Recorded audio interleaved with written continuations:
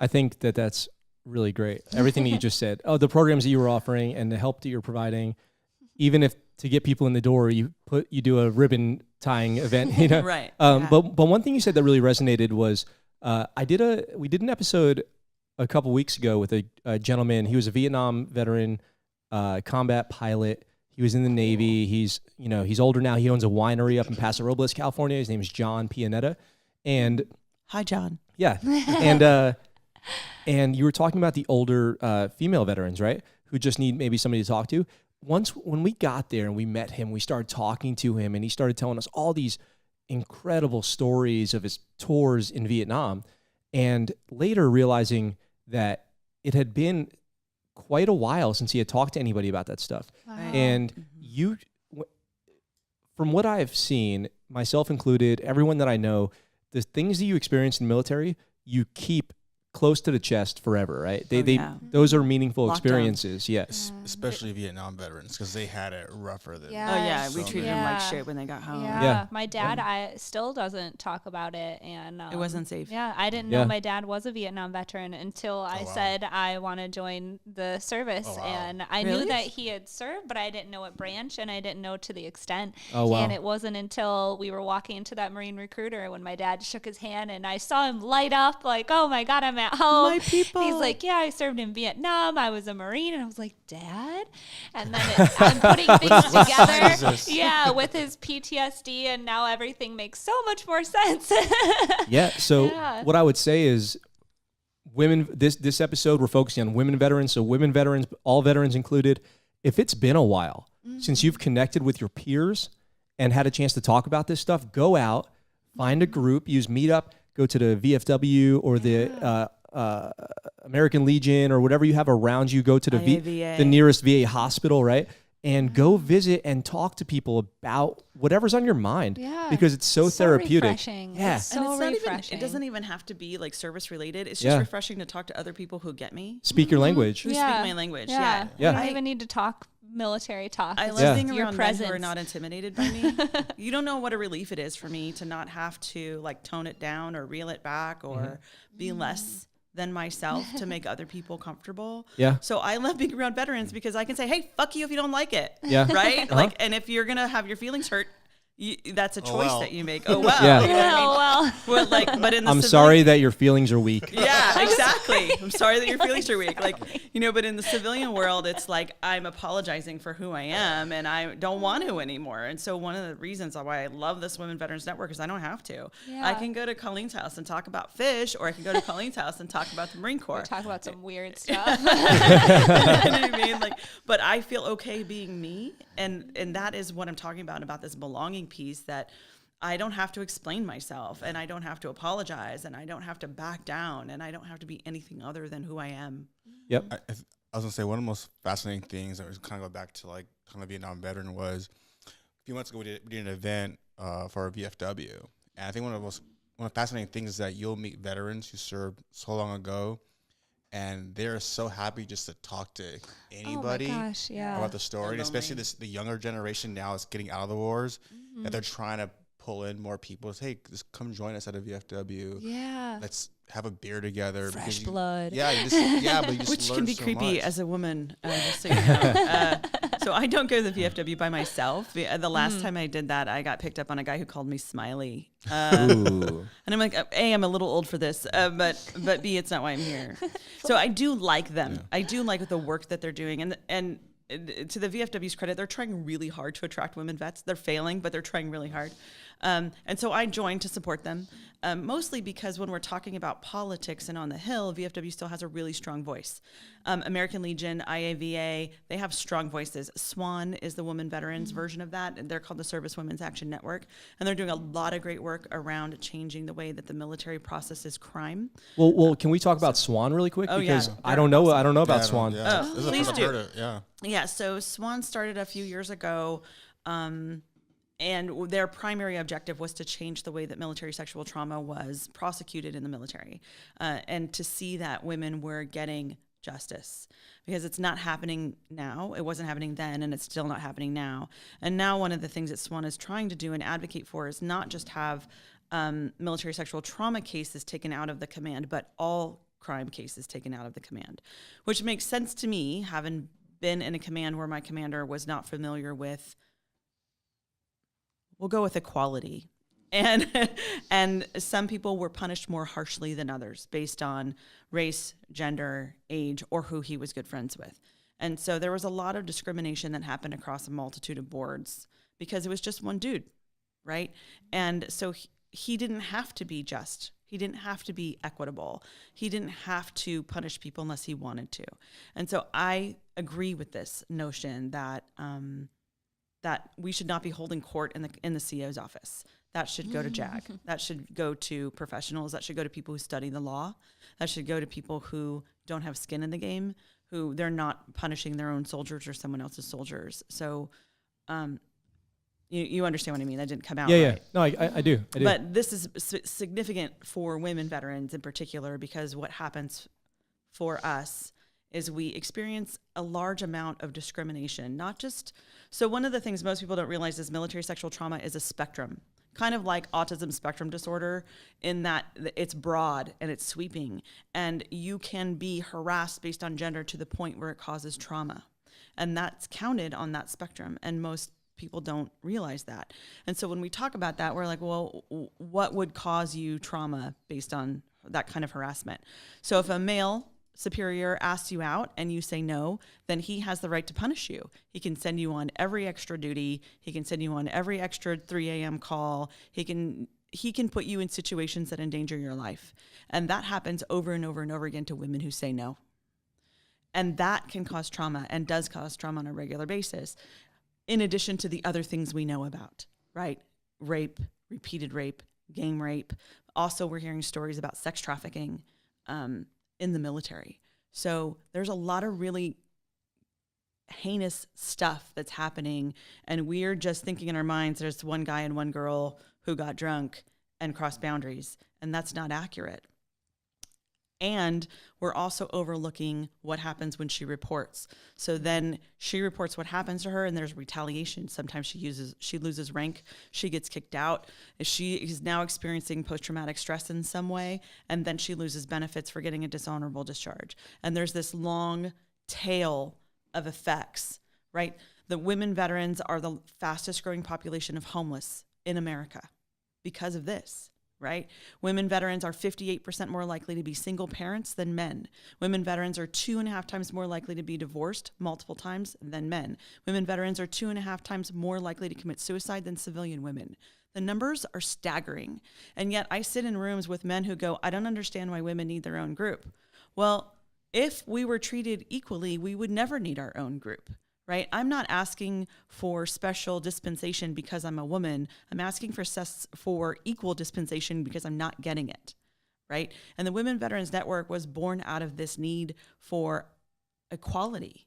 Right? I'm not asking for like, hey, we're girls, we need our own club, like the She-Ra Man-Hating Club. I'm saying we need our own club to advocate for ourselves, because our claims are getting denied 68% more often by the VA, because we are not getting claims met for military sexual trauma, because we are not getting childcare needs met so we can go to the hospital to get basic annual exams, because there's no OBGYN in most of the local hospitals, because most of the rural places don't have care for women. I totally went off on a soapbox. Go get it. Go get it. Sorry, not sorry. So like what I'm really asking for is the same thing that you get. I want what men get. I want a fucking doctor that knows how to treat me and doesn't say it's in your head. Like, so many women go in with acute pain and are told that it's psychosomatic, like it's 1950. You know, instead of, hey, can we look at the way that flak vest didn't fit you right, and maybe you have, you know, tears in your uterine lining. Maybe you have fibroids and it's not just your period. So women are being told when they're having, you know, difficulty in their bodies that it's their cycle. Well, okay, so I want to say something, and it will make me sound ignorant, but I think that's what I want, right? So bring it. Earlier, you told me that, and I go on about how I've had great care at the VA in San Diego. You told me earlier that the VA just got a OBGYN on staff. December 2017, you see the San Diego La Jolla healthcare system didn't come out right. Got their very first OBGYN. And you said something about a mammogram machine. We got our first mammogram machine last year in 2018. Yeah, and then a giant hospital with thousands of clients and customers. Connected to UC San Diego with an enormous veteran population, just now is starting to address women's care. And I'm over here going, it's so great, but I'm neglecting a whole part of the population that I really respect a lot. And you know, it's not my intent. It just, to me, that would be just an unthinkable. I wouldn't even consider that might be the case. I was shocked when you guys said that. I was shocked. Yeah, and a common thing to just I'll tell you something else that's shocking. And Colleen and I have both had this happen where we've been picked up on in the lobby. Like we've been hit on in the lobby. Oh, and at the VA. Hit on. This is my biggest pet peeve, and this happens almost every time I go into the VA and I'm in line to get my care and someone says, move out of the way for the veteran, or who's your husband? Me too. That's totally happened to me too. I am the veteron. I am the veteran here for services. How does that conversation, how does that conversation, so when that happens, obviously it'll piss anybody off, especially in your case. How does it go when you address them, hey, I am the veteran? Like, how do they respond back? Exactly like that. I'm a pretty direct person, and I got with that. attitude. I am the veteran. From the Marines, and I will look them straight in the eye, and I say I'm the veteran. Yeah. So yeah, it's definitely, and then that goes and again leads back to the recourse from all of this. That sets the tone for my whole day at that point. So we don't want to go. Yeah. So we're not going. Yeah, I'm irritated. I've been triggered at this point, and the rest of my day is offset, and I'm running a dialogue in my head about downplaying this, to go to the doctor, upplaying that, and yeah. So and it's just, and I know we can all relate to this as veterans on some level. There's just that one. Your day could be rolling along, and there's just that one thing that can really upheave it. And the VA, definitely I will take time off work to go to the VA because I know it's going to be a date process, and I know it's going to trigger me. It's a lot of women just don't go because we get catcalled, we get insulted, we I have get pushed a out of the different way. way of dressing when I go to the VA. So like if I know I'm going before work, I'll wear a sweater and long pants. And for those of you who can't see, Colleen is totally hot, but I'm not. I'm old and I'm fat, and I still get hit on, and it's really gross. Yeah. Right? It's still really uncomfortable. I would never say that. This is something you said a few minutes ago.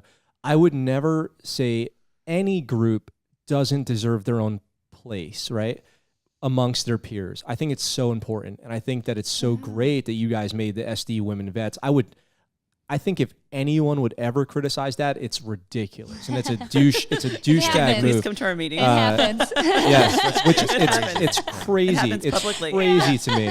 It's crazy because male veterans have tons of our own stuff. Right. Like arguably most of it, whether it is overtly like in the title, like the military men's group, right? That's not a thing. I don't know. But let's say every group, like most of the groups are that. Yeah. Like no matter how you look at it, it's like former Green Beret, former Special Forces. Honor Foundation. The Honor Foundation actually has done a good job incorporating women into their program. They have a lot of women through their course. Some awesome women in our class too. That's good to hear. Yep. When I went, it was a room full of 40 dudes in blue shirts and khaki pants. I mean, they have I'd probably say a 50% female coaching staff and mentor staff. Cool. And even though there's less of a pool of female veterans who are part of SOCOM commands, because that's where the Honor Foundation, all the students are from SOCOM commands.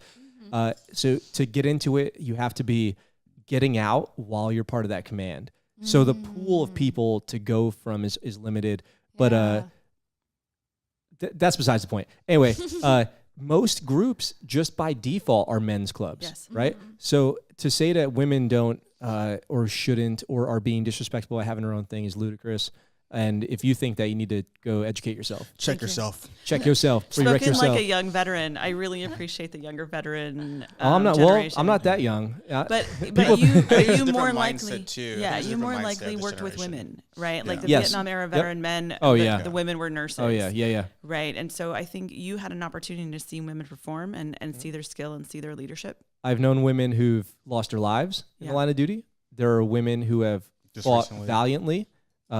Yep, the female chief from the East Coast. But personally, you know, women I've served with in a command helicopter crash, and a female pilot was killed, and that was somebody that was a mentor to me, and I respected a lot. And there's any veteran who served sometime in the military honorably and then got out deserves equal respect and should be approached equally across the board. It should be gender indiscriminate. Definitely. I'd propose if I weren't already married. I'm totally loving you right now. Well, I'm not available. But I love this. I really appreciate hearing this perspective, and I'm so grateful to hear you say it out loud. Yeah.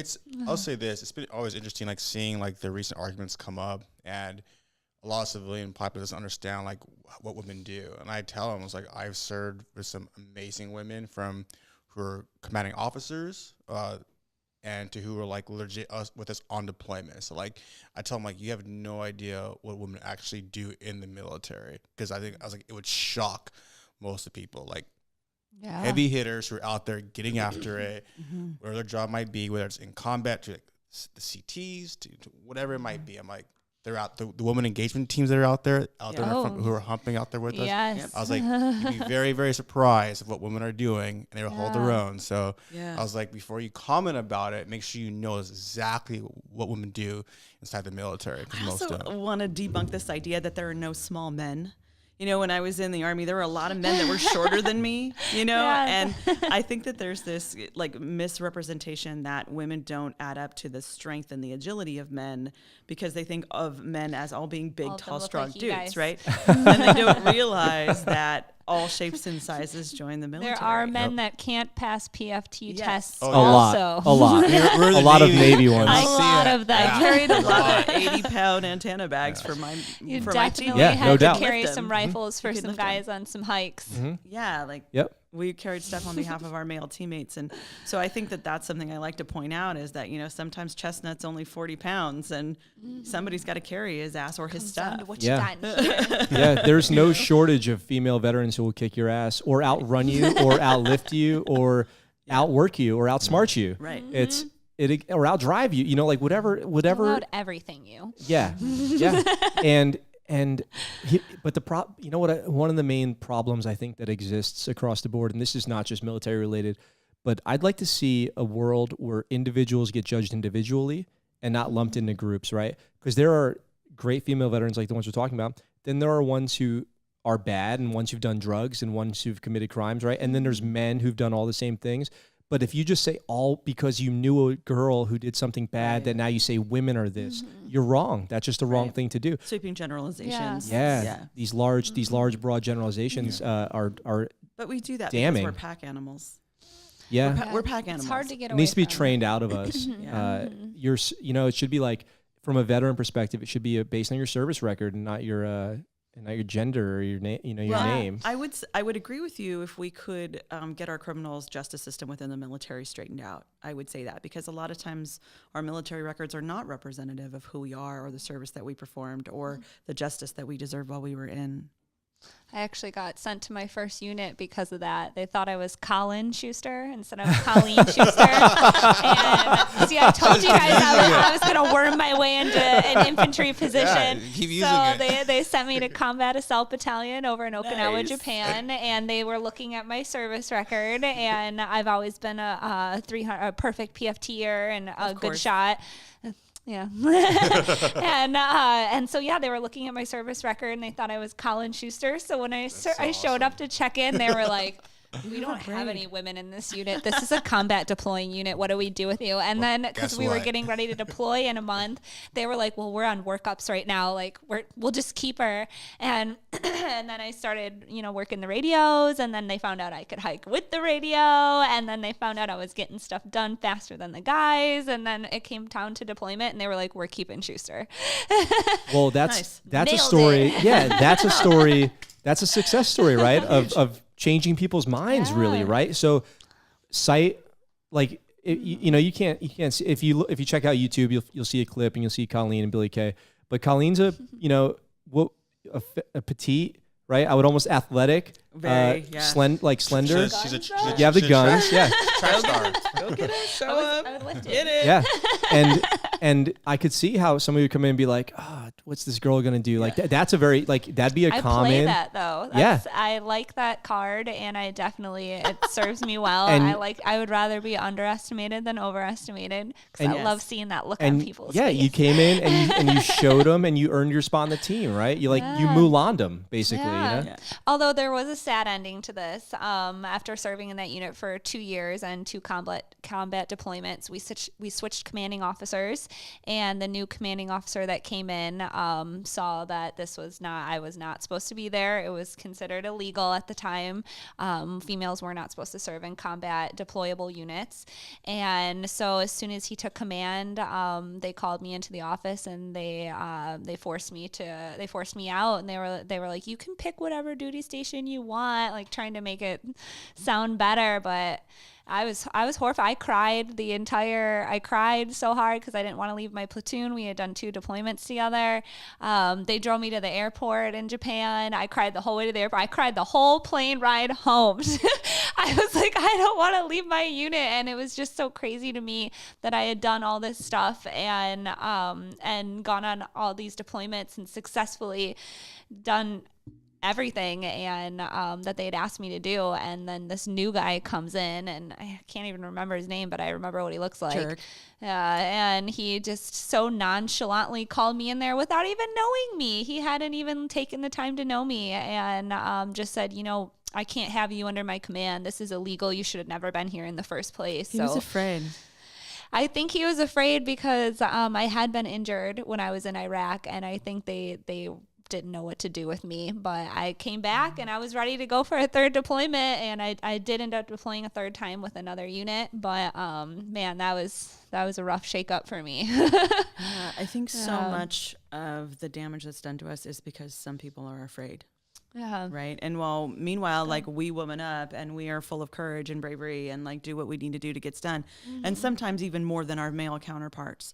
But if our superior officers are afraid of us or afraid of losing control of what, or afraid of what the implication is, then we suffer. And we've certainly seen a number of those things happen where fear is the guiding principle instead of logic or discernment or fairness. Yeah. It's such a weird thing that it goes back to what I was saying, individuals judged individually, right? Right. And it's hard to defeat the broad generalizations like we were talking about. It's weird that at this point people don't have and so much of it, I think, policy-wise goes back to that public image and appeasing voters, right? But it's not their business. And I think that if women want to be there like you wanted to be there, then you should be there if you've earned your spot. Yeah. You shouldn't be there just to be there to look pretty, but if you're earning it and working hard every day like you were, then you should be there 100%. That's kind of how I felt. I tried to argue. I was like, he hasn't even seen me in the field yet. He hasn't even been to the field with us yet. Skills. Yeah, I was like, how are you going to come in and make decisions if you haven't even been to the field with us? But I don't think this was a case of him underestimating you. I think what he was really doing was underestimating himself and the other men. I think he was afraid of the with men. a little political. Yeah, the men not being able to manage their shit. And so but everyone was like, I don't understand why Schuster needs to leave. We like working with her. So yeah, that was an interesting story for a win, and then it transitioned. But all in all, and I'm still close with all the people I served with in that unit. I use them as job references now. Oh, great. If I'm ever traveling near them, I'll definitely hit them up and go visit. And I'm still close with all those Marines today. So love that bond. So brothers forever bond, man. Yeah, it is right, 100%. Yeah.